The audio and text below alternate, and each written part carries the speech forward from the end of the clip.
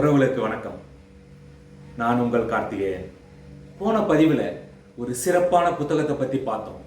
இந்த பதிவிலையும் அதே மாதிரி வேறு ஒரு புத்தகத்தை பற்றி பார்க்க போகிறோம்.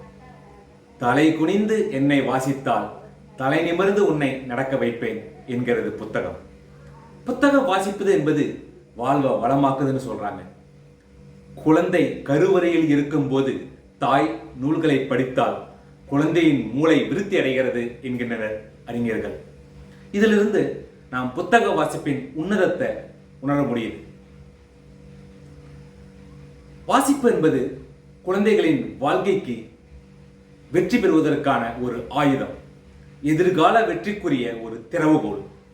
புத்தகங்கள் வாசிப்பதன் மூலம் குழந்தைகளின் சிந்தனை திறன் மேம்படும், சொல்வளம் பெருகும், கற்பனை திறன் வளரும்.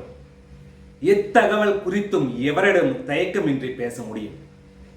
இந்த வகையில நான் சொல்ல போற புத்தகமும் அந்த வரிசையில சேரும் என்றே சொல்லலாம்.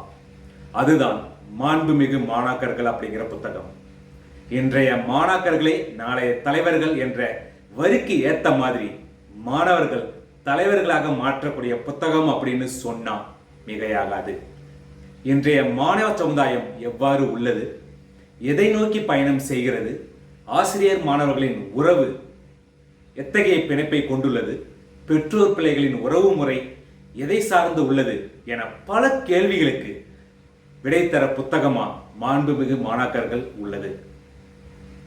இளைஞர் இளைஞர்களின் கல்வி சூழல், சமுதாய தொண்டு, ஒழுக்க நெறி, அவர்களின் வெற்றிக்கான படிக்கட்டுகள் எவை எவை என பல விஷயத்திற்கு அலசி ஆராய்ந்து விளக்கப்பட்ட ஒரு சிறப்பு வாய்ந்த புத்தகம் தான் இந்த மாண்புமிகு மாணாக்கர்கள்.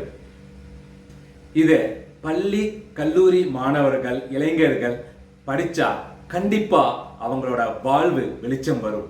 அவங்களும் நமது அப்துல் கலாம் ஐயா சொன்ன மாதிரி நாட்டின் தூண்களாக இருக்க முடியும் என்பது ஆணித்தரமான உண்மையாக சொல்லலாம்.